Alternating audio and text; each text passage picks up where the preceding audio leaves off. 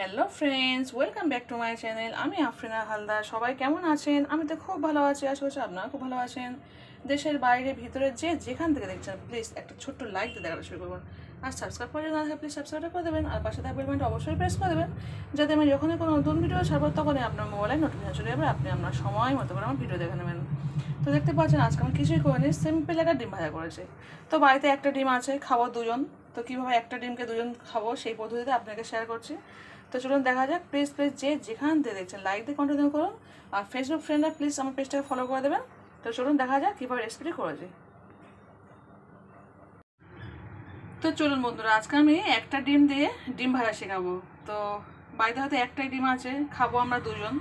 তো একটা ডিমকে কীভাবে একটু বেশি পরিমাণে ডিম করা যায়, ভাজা করা যায়, সেই টিপসটা আপনাদের আজকে শেয়ার করব। তো চলুন, বাড়িতে তেমন হয়তো কিছুই নেই, একটা ডিম আছে। এবার যেমন আলু পেঁয়াজ কাঁচা লঙ্কা সব থাকে তেমনই আছে, কিন্তু ডিম তো একটা আছে, খাবো দুজন। তো কীভাবে করব? একটা ডিম হয়তো ছোট্ট হয়ে যাবে, তো সেই কারণে কী পদ্ধতিতে করলে দুজনেই মন ভরে খেতে পারবো সেই টিপসটাই আপনাকে শেয়ার করছি। তো চলুন। তো দেখতে পাচ্ছেন আমি একটা আলুকে গ্রেটার মেশিনের সাহায্যে একদম ঝুড়ে ঝুড়ে করে গ্রেট করে নিয়েছি। একটাই আলু নিয়েছি। তো এবার দিয়ে দেব কাঁচা লঙ্কা পেঁয়াজ, যেমন কাঁচা লঙ্কা পেঁয়াজ দেওয়া হয় কাঁচা লঙ্কা পেঁয়াজ দিয়ে দিলাম। আমি কাঁচা লঙ্কার পরিমাণটা কম দিয়েছি, যেহেতু আমি আমার ছেলে খাবো। তো আমার ছেলে খুব একটা কাঁচা লঙ্কা খায় না, যেটুকু দিয়েছি আমি একাই খাবো, সেই জন্য করে অল্প করে দিয়েছি। তো এবার দিয়ে দেবো অল্প লবণ, অল্প হলুদ, স্বাদ মতো আপনাদের স্বাদ মতো দিয়ে দেবেন। এবার দিয়ে দেবো একটা ডিম, যে একটা ডিম আমি নিয়েছি সেই একটা ডিম দিয়ে দেবো। দিয়ে দিচ্ছি ডিমটা। তো চলুন এবার ভালো করে আমি এটা চামচের সাথে ভালো করে মাখিয়ে নেবো। নিয়ে চলুন ফিরে আসতে পরে।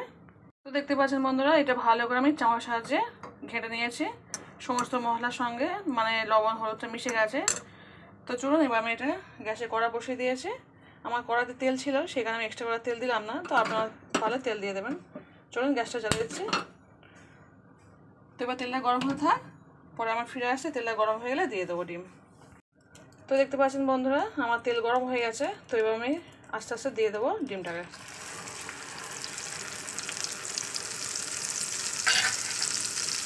তো দিয়ে একটু চামচ সাহায্যে এরকম করে দিতে হবে। তো দেখতে পাচ্ছেন বন্ধুরা আমি ডিমটা দিয়ে দিয়েছি। আমি কিন্তু গ্যাসটা আস্তে দেবো না।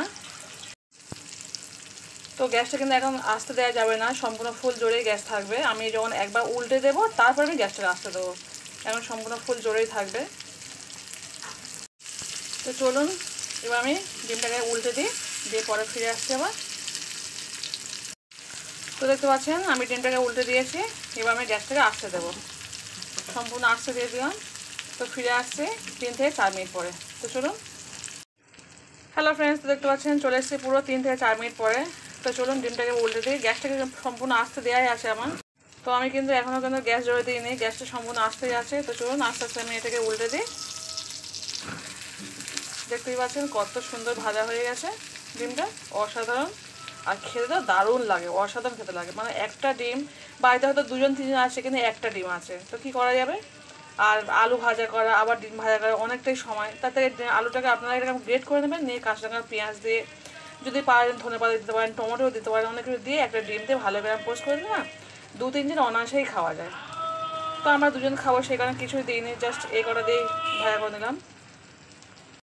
তো দেখতে পাচ্ছেন আরও আমি 1 থেকে 2 মিনিট উল্টে রেখে দিয়েছিলাম। এবার আমি গ্যাসটাকে অফ করে দেবো। গ্যাসটাকে অফ করে ঠিক এইভাবে রেখে দেবো একটুখানি, যাতে আমার তেলটা পুরো ঝরে যায়। তারপর আমি পরিবেশন করে আপনাকে দেখাচ্ছি। তো চলুন, তেলটা আমার ঝরে গেছে, এবার আমি পরিবেশন করে দেখাচ্ছি। দেখুন কত সুন্দর হয়েছে, আমি উল্টেই দেখাচ্ছি। দেখুন কত সুন্দর দেখতে পাই, কত বড় হয়েছে ডিমটাকে। তো চলুন এবার আমরা যেহেতু 2 জন খাবো, তো 2টো ভাগ করে কেটে খেয়ে নেবো। তো চলুন আজকে এই পর্যন্তই, টাটা বাই। কেমন হয়েছে অবশ্যই কিন্তু ডিমটি বলবেন, রেসিপিটি কেমন হয়েছে। আর ভালো লাগলে অবশ্যই কমেন্ট করবেন, আর শেয়ার করবেন, আর অবশ্যই একটু লাইকটা করে দেবেন প্লিজ, আর অবশ্যই ফুল ওয়াচ করে দেবেন। খুব ছোট্ট একটা ভিডিও দিয়েছে। তো চলুন আজকে পর্যন্ত বিদায় নিয়েছি, আবার পরে কোনো রেসিপি নিয়ে ফিরে আসবো। টাটা, গুড নাইট, আল্লাহ হাফিজ।